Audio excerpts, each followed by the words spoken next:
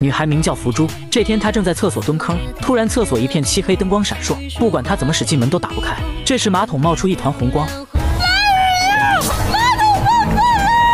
下一秒福珠就穿越到了古代茅厕，还刚好砸中正在上厕所的皇上，这让皇上很是生气，便想找他麻烦。而太后得知此事，却把女人封为天女，并安排了一群宫女来伺候她。这可把李福珠吓得满脸懵逼，随即就拜了回去。拜见你们了，天女万万不可！你们别这样，天女，快请起！你们快起来，咱们那儿不行这个啊！就在这时，她发现眼前的宫女和自己闺蜜一模一样，以为也和自己一样来到了这里。一番盘问后，才得知宫女名叫兰儿，并不是自己的闺蜜。接着便来到浴室洗了776遍，才去掉自己一身的氛围。随即又想到，既然已经来古代，自然要拜一下这边的山头，于是便来到了太后的寝宫。不得不说，这李福珠的情商是真的高，一见面就把太后夸得天花乱坠，直接说出她与皇上不像母子，更像兄妹。太后听得心里那叫一个美滋滋，可皇上一听却很是生气，而太后则直接教训了皇上一番。看到国师时，李福珠知道漫画里的他权倾朝野，一手遮天，便赶忙上前讨好。国师叔叔好啊，我对您的崇拜犹如滔滔江水，黄河泛滥，一发不可收拾啊！这可让一旁的皇上听不下去了，便直接安排李福珠要他1个月内使云来国兵强马壮，不然就按邻国奸细处死。而李福珠却嚣张地表示，只要1天便可让云来遍地黄金。可他并没有任何办法，唯一的办法就是从哪来回哪去。于是便匆匆地赶到茅房，想以此来结束他梦开始的地方。可刚一进去，便被这酸爽的味道给惊艳了。里面太臭了，根本没法跳啊！接着便决定让兰儿去找人清扫过后再跳。等待之际，突然想起来漫画中今天皇上要自宫，便兴奋地赶去看起了热闹。就在皇上自宫之际，他却一个不稳，直接破门而入。打扰了，那你继续啊！加油，奥利给！回家了，小姐妹！抓刺客！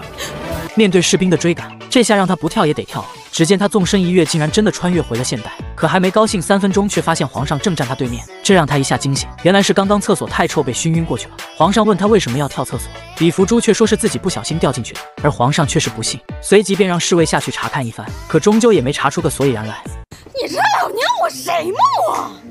你娘要是厉害啊，也不会把你送到宫里当太监了。这个女人太倒霉了，上一秒还是个高3小学妹，下一秒却穿越到漫画世界成为天女。一想到在皇上面前许下的承诺，她只好3更半夜准备逃出皇宫。不幸的是被一个太监抓住，不仅挨了一顿揍，还让她砍了一夜的柴。早上醒来看到皇上时，这可把她委屈坏了，随即向皇上大吐苦水。你可算来了，我等你太久了。你都不知道昨天晚上我都干了什么，他们溜着让我干了一宿玩，不给吃不给喝，还把我一顿给胖揍了。而皇上却忍不住提醒他该上班了。原来就在昨天，李福珠在皇上面前夸下海口，要用1天时间使云来国遍地黄金。如今时间已到，只顾跳厕所的李福珠却连个屁都没想出来。就在皇上想要亲自处决他时，李王爷却突然赶到阻拦，随即向皇上说道：天女乃云来国富强之关键，若轻易杀之，恐再无良策，请皇兄三思。就在皇上犹豫之际，国师也匆匆赶了过来，随即为天女求情，并以李福珠只能传授1人为理由，要求皇上再给一次机会。一番商讨过后，便决定让李福珠将方法亲自传授给皇上，这也让他顺利逃过一劫。退朝后，李福珠也是热情地向皇上介绍自己。其实我这个人呀，挺好的，以后咱俩就好好处。但是如果处不好的话，那你可得找找你自己原因哦。而皇上却是只想学习知识，不想听他在那瞎扯。回宫后的李福珠看着满满一桌子的山珍海味，瞬间便把今天差点小命不保的事忘得一干二净，随即便拉上兰儿胡吃海喝起来。一顿酒足饭饱过后，李福珠也是习惯性的坐在石头上讲起了饭后小故事。知道什么是手机吗？你在你家，2个人只要拿着手机，那就相当于面对面的聊天呀。这也太大了吧！他竟然在古代请皇上吃火锅，这波操作把皇上惊呆了。此乃何物？天地乾坤锅。女孩用现代吃法配好了蘸酱，夹起一块肥牛在锅里涮了几下，再蘸上灵魂酱料，吃上一口那叫一个爽歪歪。皇上见女孩吃得如此美味，便迫不及待学着照做，结果神妙！随即2人开启吃货模式，根本停不下来，最后把所有的肉都吃光了。超级好吃！这天地乾坤锅果然是神仙所示之美味。皇上称女孩是天女下凡，其实她是从现代穿越过来的。穿越女在古代玩起了手机，手机铃声响起，把皇上吓坏了。皇上小心翼翼地凑上前，此为何物啊？这就是个手机啊。随即打开书包，竟然都是现代零食。他拿出一袋辣条搓一搓，然后潇洒的撕开，闻一闻，味道属实上头。吃上一根，那简直是香辣美味啊！天女把辣条分享给皇上，皇上尝了一根，被瞬间征服。显然没吃过瘾的皇上随手抢过天女手中的辣条，独自享用。吃完一整包辣条的皇上被辣成了香肠嘴。天女打开一瓶可乐，皇上一副没见过世面的样子，好奇的上前要了一杯，一口干完意犹未尽，还想喝。一旁的侍卫嘴馋的举起杯子，皇上却让天女只给他一丢丢，还吩咐侍卫细细品尝。辣条配可乐，简直完美。你还有何宝物啊？没了，就这么点东西。天女为了不让皇上把自己的零食吃光，于是在后宫偷偷做起了烧烤。没有什么是一顿烧烤解决不了的，一顿不行就再来一顿。天女将串好的羊肉圈放在烤炉上，使出祖传的撒盐秘方，肉串的香味扑面而来，看得王爷直流口水。他请王爷吃了一串，王爷直呼人间美味啊！就在几人吃得正津津有味时，却不知身后的草堆已经起了火。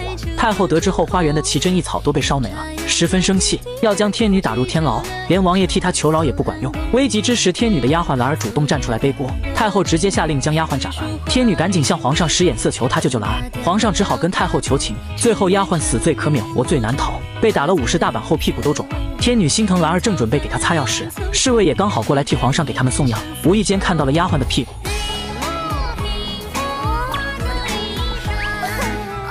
这场面尴尬极了，侍卫害羞的转头就跑。天女，兰儿的臀部被他看到了，一定得嫁给他吧？那你这就有点讹人了。天女说，要是这样的话，那她不得嫁800个男人了。穿越女在古代吃起了美味的榴莲，这股味差点没把皇上臭晕过去。女孩逼迫皇上吃榴莲，皇上无奈的咽了下去，结果却上瘾了。果然榴莲闻着臭，吃着香。皇上一把抢过天女手中的榴莲，独自享用。天女拿出现代的 MP3和皇上一起听歌，结果皇上听到这玩意儿发出的怪声，被吓得手舞足蹈。天女又拿出现代投影仪放电影，两人一起吃着零食水果，看着爱情片，空气中弥漫着暧昧的味道。两人四目相对，像极了一对热恋中的小情侣。皇上握住她的手，教她如何射箭，直接百发百中。天女开心极了，扑进皇上的怀里，直拍他的胸膛。下一秒意识到不对劲，便害羞地离开了，留下皇上一人在原地小鹿乱跳。天女把自己的手机借给皇上玩，可皇上研究了半天也不会开机，无意发现手机上的吊坠。皇上以为是天女的心上人，还心生醋意地将吊坠偷偷藏了起来。第二天，皇上拿出手机问天女，此物它为何不发光了？可能是我来这太久了，没给它充电。哎，我那个小吊坠呢？那个吊坠是何人？我男神，也是天宫的神仙。你不会给我弄丢了吧？你弄哪儿去了？哎呀你！皇上见他急得满屋子找吊坠，又不好意思说是自己藏了起来，便偷偷将吊坠挂在花盆的枝叶上。说不定掉花盆里面去了。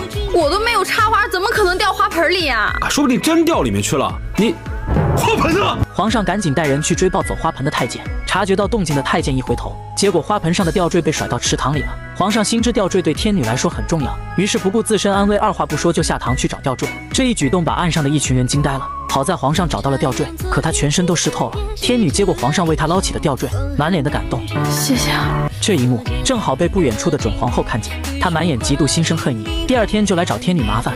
天女，本宫早就看你不悦，整日与圣上李王爷举止轻佻。本宫整治后宫，第一个就先从你开始整治。你别太过分了，这有你说话的份儿吗？哎，敢打我闺蜜，疯了吧你！上次的事我还没找你算账呢。皇上的美梦被一只臭脚熏醒，原来是昨晚喝可乐喝醉的天女。躲在门外偷听的公公还以为皇上正在快活，殊不知皇上只是在帮天女洗脚。闻着天女的脚丫子，还回想起了昨夜的良辰美景。昨晚天女带皇上爬到房顶赏月，奈何皇上有恐高症，上去了还不敢睁开眼睛。堂堂帝王竟是个青铜，天女强势扒开了皇上的眼睛。你干嘛？怎么样，风景不错吧？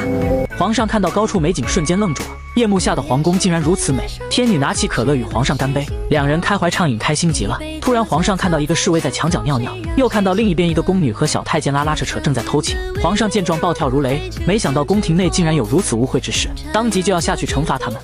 你别这样啊！你说你管天管地还管人拉屎放屁啊？人家站了那么长时间，那不憋得慌？天女让他收敛一下脾气。来感受一下我们这些俗人的乐趣。然后逗皇上开心，却没想到把自己逗得哈哈大笑。皇上也被天女的笑容深深吸引。天女早上醒来发现大姨妈来了，兰儿立刻找来了古代的姨妈巾。天女虽然一脸嫌弃，无奈之下只能选择用它。由于天女痛经，皇上就为她请来了御医。太医利用扎针的方法为她缓解痛经，一针下去，这感觉就像《速度与激情》坐上了黄色法拉利，简直不要太爽。晚上皇上故意在天女面前大口吃着美食，太好吃了吧！可怜天女姨妈来了不能吃辛辣，自己在那胡吃海塞，就给我一碗白粥。天女生气的让兰儿盛饭，兰儿说皇上把她的膳食取消了。天女被气得哑口无言，随即舀了一勺白粥，没想到这么好吃。她不知道的是，这碗粥是皇上耗费12个小时亲自熬制的，可下了不少功夫。皇上本以为会获得夸奖，没想到小丑竟是他自己。天女气势汹汹，拿着菜刀要去找准皇后报仇。不行，我非砍了他不可。原来昨晚天女找皇上畅谈人生，见天色已晚，便在皇上寝宫休息。做着美梦的皇上被天女的臭脚熏醒，于是就帮天女洗脚。这件事却传到了准皇后阮清的耳朵里。第二天，阮清就来天女寝宫兴师问罪。天女刚好不在寝宫，阮清的侍女直接毫不留情地扇了丫鬟好几个耳光。天女回来看到丫鬟嘴巴都肿了，问是谁欺负她的。薛袍长说是阮清。天女这暴脾气自然不是怕事的主，说干就干，拿着一把锅铲就要找她算账。天女不可！我御膳房有刀。二话不说，拿着菜刀就要去找阮清，奈何众人如何劝阻都没有办法拦住他。